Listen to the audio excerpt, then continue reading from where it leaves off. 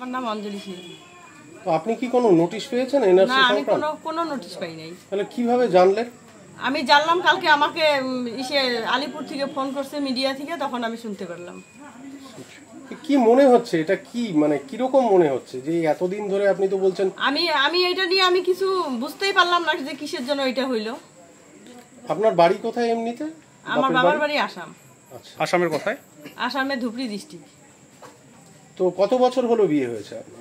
বিয়ে হয়েছে 25 বছর পার হয়ে গেছে, তাও আমি 25 বছর বললাম আর কি। এখানে ভোটার লিস্টে নাম আছে? হ্যাঁ, আধার কার্ড হয়েছে? আধার কার্ড, ব্যাংকের বই সব আছে এখানে, জব কার্ড।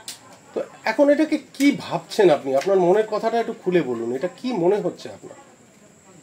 আমার মনে হচ্ছে যে এইটা তো এখন মিডিয়ার কাছে থাকার কথা না, যেহেতু আমার নামে নোটিশ আসছে, তো নোটিশে তো তাহলে এটা থানায় অফিসারের কাছে থাকার দরকার।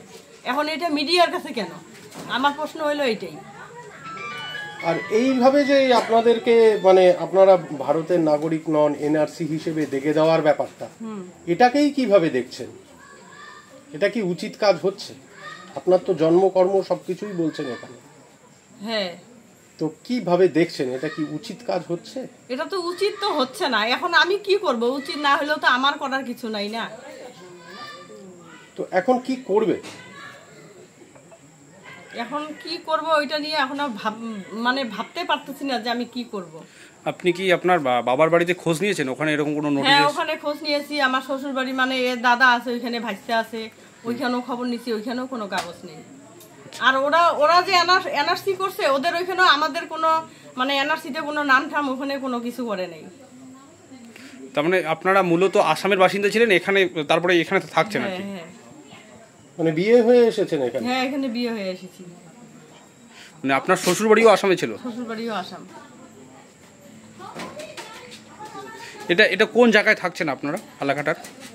জটেশ্বর, ময়মনসিংহ পাড়া। কত বছর হলো থাকছেন এখানটায়? 30 বছর।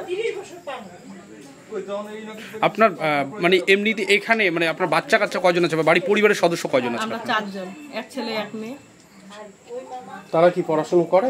হ্যাঁ, ছেলে পড়াশোনা এখন করে না, বর্তমানে বাদ দিয়েছে, কাজ করে। আর মেয়ে পড়াশোনা করতেছে। ছেলের নাম কি? ছেলের নাম অভিজিৎ শীল। আচ্ছা, সে কি করে এখন? এখন সেলুনের কাজ শিখে। আচ্ছা, আর মেয়ে? মেয়ে পড়াশোনা করতেছে, ক্লাস 10 এ পড়ে। কি নাম? পিয়ালি শীল।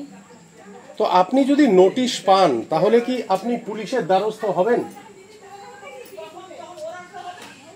কি করবেন? নোটিশ পাইলে, নোটিশটা যদি আমার কাছে আসে, তো এখন যদি আমাকে আসামে যায়, ওখানে যেখানে আমাকে মানে মিউচুয়াল করতে হবে, আমার সেখানেই যাইতে হবে।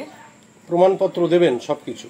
হ্যাঁ, প্রমাণপত্র তো আমার বাবার বাড়ির থেকেই তো প্রমাণপত্রটা লাগবে না, তো সেখান থেকেই আমি দিব। আসামের প্রমাণপত্র তো আর আমার বেঙ্গলে নেই।